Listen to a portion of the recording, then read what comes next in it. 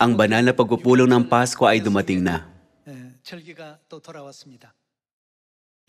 Ngayon, pag-aralan natin ang salita ng Diyos sa sermon na may titulong, Ang Pasko at ang Pamilya ng Diyos. Pag iniisip natin ang tungkol sa ating mga kaluluwa, minsan na tayo namuhay noon ng maluwalhati, kasama ng Diyos sa kaharian ng langit. Gayunman, tinuturuan tayo ng Biblia na nagkasala tayo sa langit, nalilinlang ni Satanas. Bilang resulta, napatapon tayo pababa sa lupang ito. Ang lahat ng tao ay mga makasalanan na napalayas mula sa kaharian ng langit. Para ipagkaloob sa kanila ang kapatawaran ng mga kasalanan at ibalik sila sa makalangit na tahanan, pumarito ang Diyos sa lupa at tinatag ang Pasko ng bagong tipan. Kaya walang makakapasok sa kaharian ng langit nang hindi ipinagdiriwang ang Paskwa. Ngayon, bilang mga miyembro ng makalangit na pamilya, pag-aaralan natin ang Paskwa kung saan ipinangako ng Diyos ang kapatawaran ng mga kasalanan at buhay na walang hanggan. Una, sa pagninilay-nilay sa titulong, Ang Pasko at ang Pamilya ng Diyos, kumpirmahin natin kung mga miyembro ba tayo ng pamilya ng Diyos o hindi. Iniisip ng maraming tao na ang Diyos Ama ay isang titulo lang, tulad ng kung paano nila tinatawag ang isang guro sa eskwelahan o isang propesor sa kolehiyo. Gayunman, hindi lang ito isang titulo, kundi isang aktwal na kaugnayan sa pagitan ng Diyos Ama at ng kanyang mga anak. Ipinapaalam ito sa atin ni Jesus sa pamamagitan ng Biblia. At pinatotohanan din ng mga propeta ang katotohanan na tayo ay mga anak ng Diyos Ama na nasa langit. Maraming tao ang hindi nakakaalam kung gaano kalaking karangalan ang maging anak ng Diyos, maging ang papel at tungkulin na nakapaloob dito. Dahil hindi nila nalalaman ang bagay na ito, kahit na ibinabahagi natin ang magandang balita ng pagiging anak ng Diyos, naiintindihan lang nila ito bilang isang doktrina. Sa katunayan, ang ipinapangaral natin ay ang lubos na katotohanan. Dahil ang Diyos ay ating Ama, ipinapangaral natin na ang Diyos ay ating Ama. Dahil tayo ay mga anak ng Diyos, ipinapakilala natin ang ating totoong pagkakakilanlan bilang mga anak ng Diyos. Kumpirmahin natin ito sa pamamagitan ng Biblia. Una, tingnan natin ang kaugnayan sa pagitan ng langit at lupa sa pamamagitan ng Hebrews chapter 8. Sa Hebrews chapter 8 verse 5, nasusulat na, sila'y naglilingkod sa anyo at anino ng makalangit na sangtuaryo. Hindi lang ang sangtuaryo sa lumang tipan, kundi pati ang mundong ginagalawan natin ngayon ay anyo at anino ng kung ano ang nasa langit.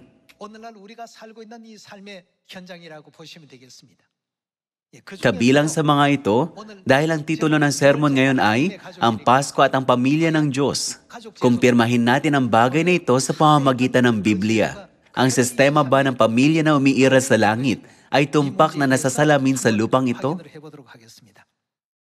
Dapat tayong maniwala sa lahat ng katuruan ng Biblia.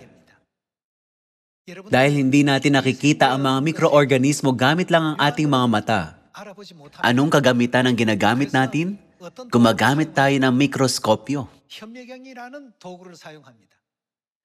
Sa pamamagitan ng mikroskopyo, makikita natin ang maliliit na nilalang na ito. Ngayon, may sino man bang makakapagsabi na walang mga bakterya, mga amoeba o mga mikrobyo?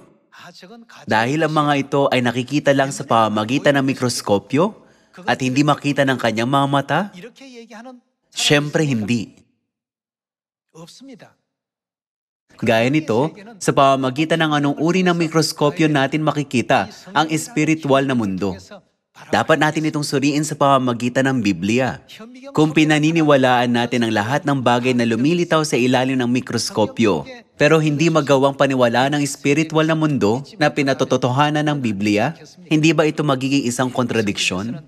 Tinuturo sa atin ng Biblia na ang makalupang santuario at ang sistema ng pamilya ay anyo at anino ng kung ano ang nasa langit.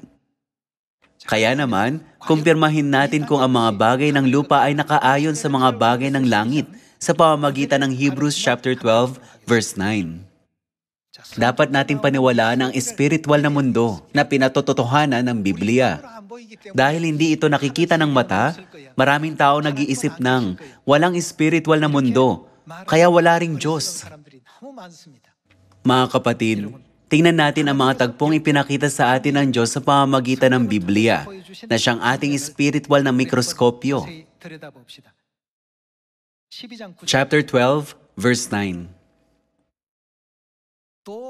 Bukod dito, tayo'y nagkaroon ng mga ama sa laman upang tayo'y disiplinahin at sila'y ating iginagalang.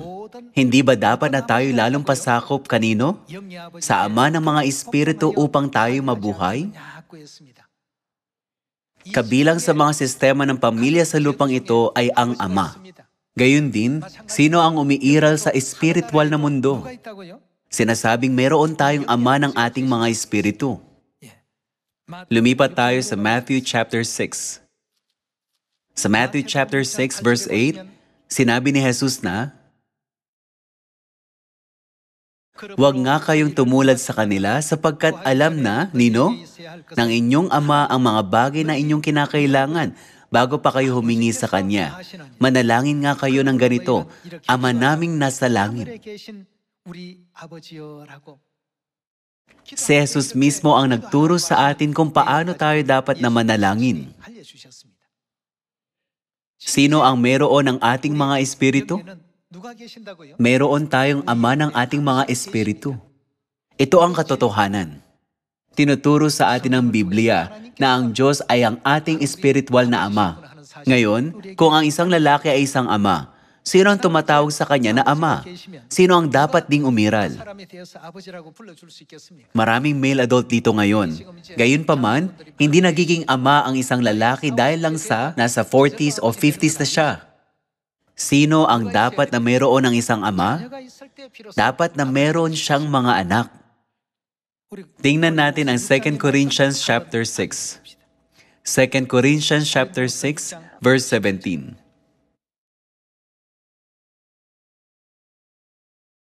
Kaya nga, lumabas kayo sa kanila at humiwalay kayo, sabi ng Panginoon, at huwag kayong humipo ng anumang bagay na marumi. At kayo'y aking tatanggapin at ako'y magiging sino sa atin ng Diyos? Ama sa inyo. At kayo'y magiging sino tayo sa Diyos? Aking mga anak na lalaki at babae. Sino ang nagsabi ng mga salitang ito? Magpatuloy tayo sa pagbabasa. Sino ang nagsabi ng mga salitang ito? Sabi ng Panginoong makapangyarihan sa lahat. Sinabi ng Diyos na, ako'y magiging ama sa inyo at kayo'y magiging aking mga anak na lalaki at babae. Sa ibang salita, kayo ay magiging mga anak ko. Ang mga ito ay hindi salita ng sinuman, kundi mga salita ng Diyos na nakarecord sa Biblia. Gaya ng umiiral ang ama, anak na lalaki at anak na babae sa lupang ito. Mayroong Diyos Ama at ang kanyang mga anak na lalaki at mga anak na babae sa langit. Hindi lang ito ang mga miyembro ng isang pamilya sa lupa. Kabilang sa mga ito ang isang ina, hindi ba? Kung gayon, hindi ba dapat na mayroong ding ina sa espiritual na mundo? Saka lang natin tunay na masasabi na ang mga makalupang bagay ay anyo at anino ng kung ano ang nasa langit. Tingnan natin ang Galatians chapter 4 verse 26. Ngunit ang Jerusalem na nasa itaas, ang itaas dito ay tumutukoy sa langit, kaya ang Jerusalem na nasa langit ay malaya na siyang, sino siya? Ating ina. Dito, ang ina na tinutukoy ay hindi ang ating pisikal na ina. Sa halip, tinuturo sa atin ng Biblia na ang Jerusalem na nasa langit ay malaya at siya ay ang ating ina. Tinuturo sa atin ng Biblia na may spiritual na ama at mga spiritual na anak na lalaki at babae. At na mayroon ding spiritual na ina na nagkakaloob sa atin ng spiritual na buhay.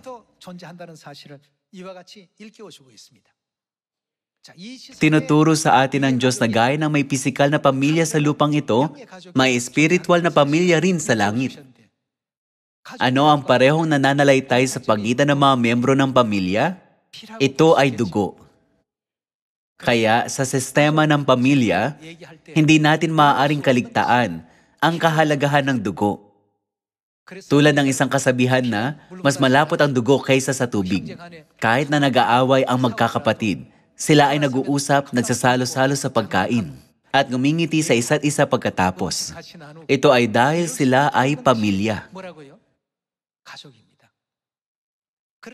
Sa kabilang banda, kung may pag-aaway sa pagitan ng mga hindi magkadugo, medyo mahirap itong lutasin. Ito ang kaso ng mga hindi magkadugo. Kung gayon, paano naman ang spiritual na pamilya? Sila'y nauugnay sa spiritual sa pamamagitan ng dugo. Anong regulasyon ng katotohanan ang tinatag ng Diyos para hindi natin ito makalimutan? Ito ay ang Paskwa. Kaya ang katotohanan ng Paskwa ay maitatatag sa pamamagitan lang ng dugo. Mula sa lumang tipan hanggang sa bagong tipan, pinatotohanan ng Biblia ang tungkol sa bagay na ito sa pamamagitan ng mga bersikulong gaya ng, kung walang pagdanak ng dugo ay walang kapatawaran ng mga kasalanan. Halos lahat ng mga bagay ay nililinis ng dugo at ay inilapit sa pamamagitan ng dugo. Nagpahintulot ang Diyos ng napakaraming hinandog na hayop at inuugnay niya sa pagtubos ang pagpapadanak ng dugo. Kaya tinatawag ng Diyos ang bayan ng langit sinasabing, ang sino mang nagnanais tumanggap ng kapatawaran ng mga kasalanan ay dapat na manumbalik sa Paskwa ng bagong tipan. Kaya ang Paskwa ay may pagdiriwang tanging ng pamilya ng Diyos. Kahit na wala silang gaanong alam sa Biblia, naunawaan nila na ang Paskwa ay ang salita ng Diyos na nasa Biblia. Naniniwala ako na ang mga naririto ngayon ay pinagkalooban ng Diyos ng mga mata na nakakakita, ng mga tenga na nakakarinig, at ng mga pusong nakakaunawa. Kaya hindi dapat na maiwala ng sino man sa atin ang maluwalhating landas na ito. Dapat na makapasok tayong lahat sa kaharian ng langit. Kung gayon, tingnan natin ang mga salita sa John chapter 6, kung paano maitatatag sa pamamagitan ng Pasko ang spiritual na pagkakaugnay-ugnay natin sa pamamagitan ng dugo. John chapter 6 verse 53. Tingnan natin ang verse 53. Sinabi nga sa kanila ni Jesus, katotohanang sinasabi ko sa inyo, malibang inyong kainin ang laman ng anak ng tao at inumin ang kanyang dugo, wala kayong buhay sa inyong sarili. Hindi ba't ang ibig sabihin ng walang buhay ay patay? Tinuturo sa atin ng Biblia na ang mga walang laman at dugo ni Kristo sa kanilang sarili ay mga patay. Verse 54. Ang kumakain ng aking laman at umiinom ng aking dugo ay may, buhay na walang hanggan, at siya'y muli kong bubuhayin sa huling araw. Ang kumakain ng laman ni Kristo at umiinom ng kanyang dugo ay may buhay na walang hanggan. Ipinapaalam sa atin ni Jesus ang katotohanan ito sa pamamagitan ng Biblia na isang spiritual na mikroskopyo. Dapat nating tanggapin at paniwalaan ang katotohanan ito gaya ng kung ano ito. Walang sino man ang makakapagkaila sa mga pinomena na nakikita sa pamamagitan ng mikroskopyo. Gayunman, may ilang nagsasabing, ang Biblia ay para lang sa mga Kristiyano, wala itong kinalaman sa atin. Para sa mga ganitong tao, kahit pa ibunyag sa kanila ng Diyos ang katotohanan, hindi nila nagagawang maintindihan ang mga nakikita nila. Sa huli, kahit na nakikita nila ito, hindi nila ito tinatanggap. Bakit? Ito ay dahil sila ay patay sa spiritual. Kaya kahit na naririnig nila ang katotohanan, ikinakaila pa rin nila ito. Bakit kaya? Ito ay dahil sila ay patay sa spiritual. Gayunpaman, magagawang maintindihan at mapaniwalaan ng mga kumakain ng laman ng anak ng tao at umiinom ng kanyang dugo ang katotohanan ito. Sinasabi sa atin ng Biblia na ito ay dahil sila ay mga anak ng Diyos. Lumipat tayo sa verse 55. Sa verse 55, sinabi ni Jesus na, Sapagkat ang aking laman ay tunay na pagkain at ang aking dugo ay tunay na inumin. Ang kumakain ng aking laman at umiinom ng aking dugo ay nananatili sa akin at ako'y sa kanya. Kung paanong ang buhay na Ama ay nagsugos sa akin at ako'y nabubuhay dahil sa Ama. Gayon din, ang kumakain sa akin ay, mabubuhay dahil sa akin. Ang mga taong nasa koma o patay na ay hindi na nakakapagpahalaga sa musika, ni nakakapagsabi ng mga salita ng paghanga tungkol sa mga makapigil hiningang tanawin. Bakit? Ito ay dahil patay na sila. Pag ang tao ay wala ng buhay, wala na silang maramdaman na anuman. Dapat tayo magkaroon ng buhay. Kung gayon, paano tayo magkakaroon ng buhay? Dapat tayong kumain ng laman ng anak ng tao at uminom ng kanyang dugo. Pag nasa atin ang laman at dugo ni Kristo, makakatanggap tayo ng isang titulo mula sa Diyos. Ano ang titulong ito? Tatanggapin natin mula sa Diyos ang titulong, mga anak ko. Sa ibang salita, minamana natin ang laman at dugo ng Diyos, ang ating mga espiritual na magulang. Sino ang Diyos? Hindi ba't siya ang hari ng mga hari at Panginoon ng mga Panginoon na naghahari sa buong sansinukob? Hindi ba't siya ang tagapaglikha na gumawa ng lahat ng bagay sa pamamagitan ng kanyang salita? Hindi ba siya ang naghawi sa dagat na pula sa pamamagitan ng kanyang salita?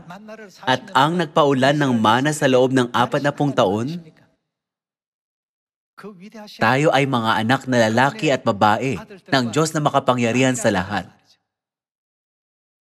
Maaaring tila napakababa ng ating katayuan sa lupang ito.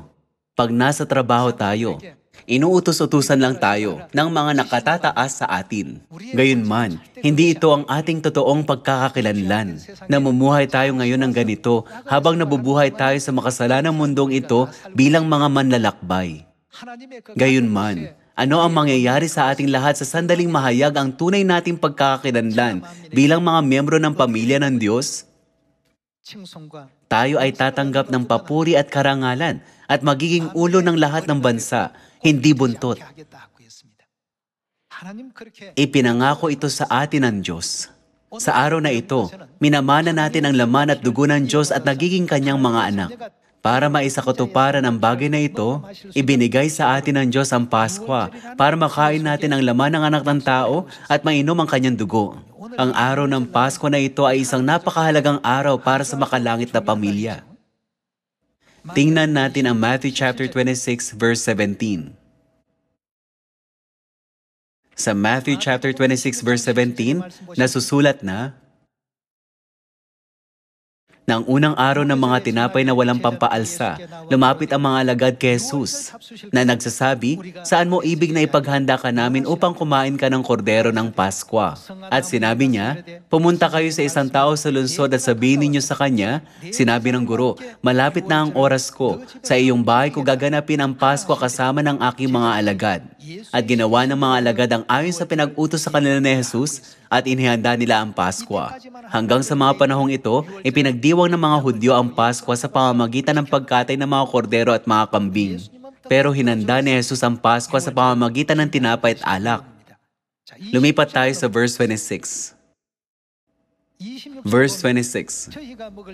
Habang sila'y kumakain ay dumampot si Jesus ng tinapay, binasbasan niya ito at pinagputol-putol at ibinigay sa mga alagad at sinabi, "Kumuha kayo, kainin ninyo, ito ang aking katawan." At kumuha siya ng isang saro at nang makapagpasalamat ay ibinigay sa kanila na nagsasabi, "Uminom kayong lahat nito sapagkat kaninong dugo ito?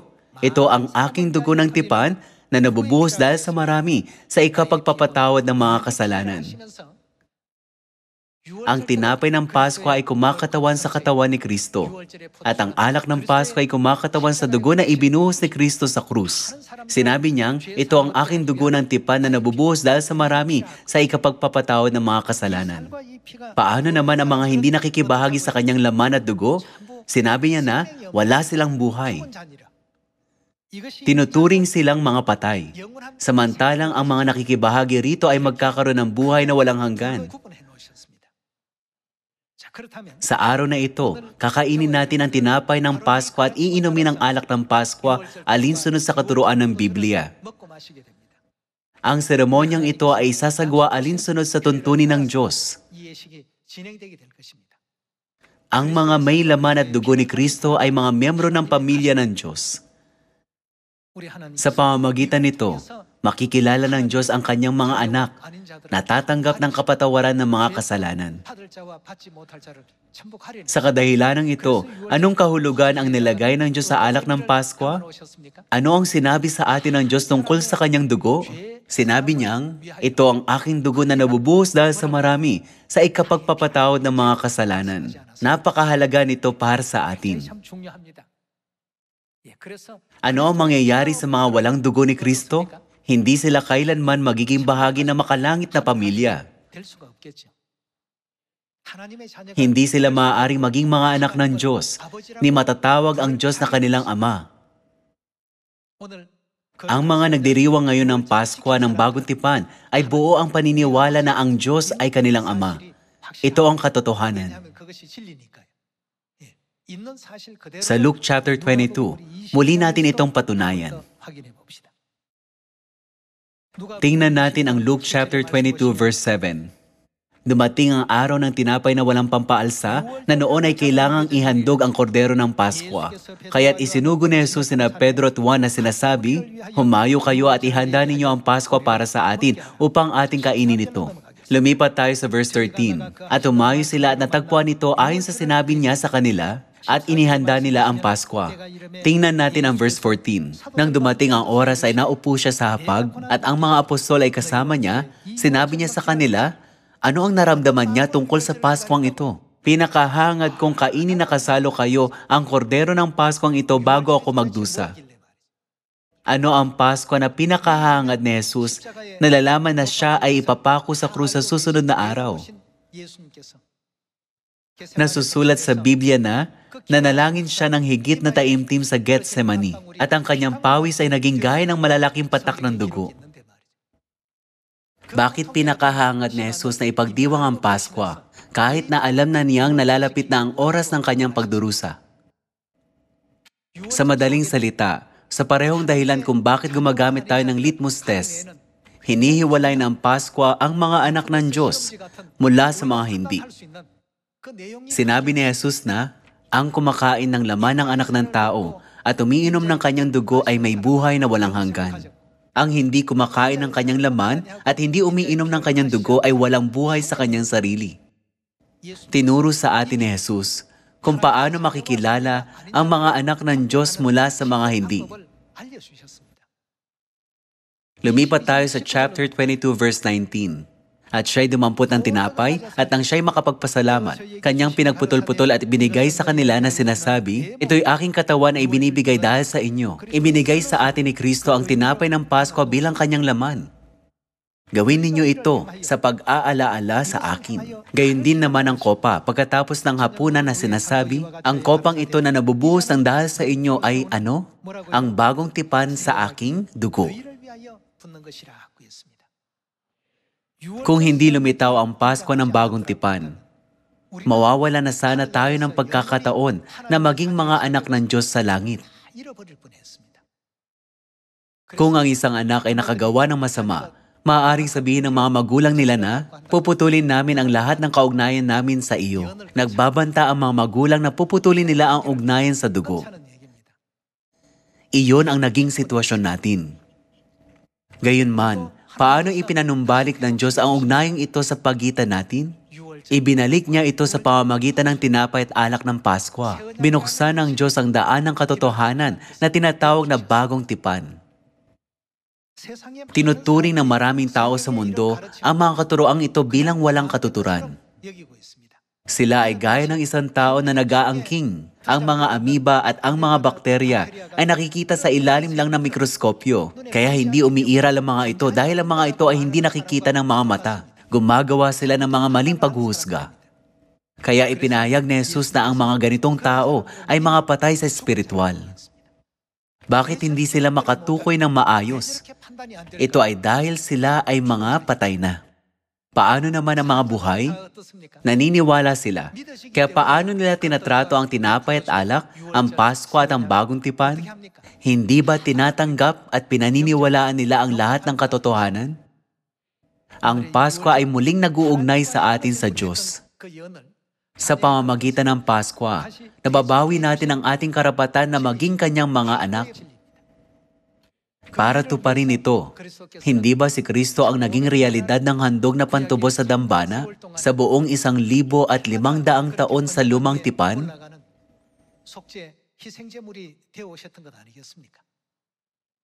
Sa pagninilay-nilay sa lahat ng bagay na ito, makikita natin ang kahalagahan ng dugo. Kaya ang may karapatan lang na tumawag sa Diyos na Aba, Ama, ay ang mga may laman at dugo ng Diyos.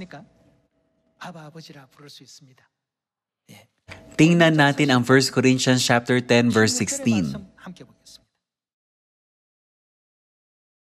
Chapter 10 verse 16. Ang kopa ng pagpapala na ating pinagpapala, hindi ba ito'y pakikisalo? Saan? Sa dugo ni Kristo? Ang tinapay na ating pinagpuputol-putol, hindi ba ito'y pakikisalo sa katawan ni Kristo? Ano ang kopa ng pagpapala na ating pinagpapala? At ano ang tinapay na ating pinagpuputol-putol? Ito ay ang tinapay at alak ng Pasko. Ang alak ng Pasko, hindi ba ito'y pakikisalo sa dugo ni Kristo? Ang tinapay ng Pasko, hindi ba ito'y pakikisalo sa katawan ni Kristo? Ang mga salitang hindi ba ay maaaring negatibong pakinggan, pero hindi ganito ang kaso. Ipinapaliwanag nito na nakikisalo tayo sa dugo ni Kristo at sa katawan ni Kristo sa pamamagitan ng tinapay at alak ng Pasko. Magpatuloy tayo sa verse 17. Sapagkat may isang tinapay, tayong marami ay iisang katawan. Bakit? Sapagkat tayong lahat ay nakikibahagi sa isa lamang tinapay. Lumipat tayo sa verse 21. Hindi ninyo maiinuman ang kopa ng Panginoon at ang kopa ng mga demonyo. Kayo'y hindi maaari makisalo sa mesa ng Panginoon at sa mesa ng mga demonyo. O atin bang papanibughuin ang Panginoon? Tayo ba'y higit na malakas kaysa Kanya? Sa 1 Corinthians chapter 10, ipinapaliwanag ng Biblia ang bagay tungkol sa Pasko. Ito ay hindi lang tungkol sa pagkain ng isang perasong tinapay at pag-inom ng isang kopa ng alak. Ang banal na laman ni Kristo at ang kanyang banal na dugo ay nananatili sa atin. Mula sa sandaling ito, matatawag natin ang Diyos na Ama at Ina. Pipigilan ba ng mga anghel ang mga anak ng Diyos sa pintuan ng maluwalhating kaharian ng langit? Malayang makakapasok ang mga prinsipe at mga prinsesa sa mga pintuan ng palasyo. Gayunman, malaya bang makakapasok sa pintuan ng palasyo ang mga taong tila kahina-hinala? Ang kanilang mga pagkakakilanlan ay sinusuri para matukoy kung kabilang ba sila sa kaharian o hindi. Ano ang seremonya kung saan maaari tayo makisalo sa katawan ni Kristo at sa kanyang dugo? Ito ang banal na hapunan ng Pasko na ipinagdiriwang natin ngayon. Ito ang ibinahagi sa atin ni Jesus sa itaas na silid ni Marcos 2,000 taong nakalilipas. Tingnan natin ang Ephesians chapter 2, verse 11. Chapter 2, verse 11. Kaya nga, alalahanin ninyo na noong una, kayo'y mga hentil sa laman, tinatawag na di tuli ng mga tinatawag na tuli sa laman, na ginawa ng mga kamay ng tao, na nang panahong iyon, kayo ay walang Kristo, hiwalay sa pagiging mamamayan ng Israel, at mga dayuhan sa mga tipan ng pangako, walang pag-asa at walang Diyos sa sanlibutan. Subalit ngayon ay na kay Kristo Jesus, kayo na noong una ay malayo, ay inilapit sa pamamagitan ng, dugo ni Kristo. Siyempre, ang dugo ni Kristo ay naglalaman ng iba't ibang mga kahulugan gaya ng sakripisyo ni Kristo at kanyang kamatayan.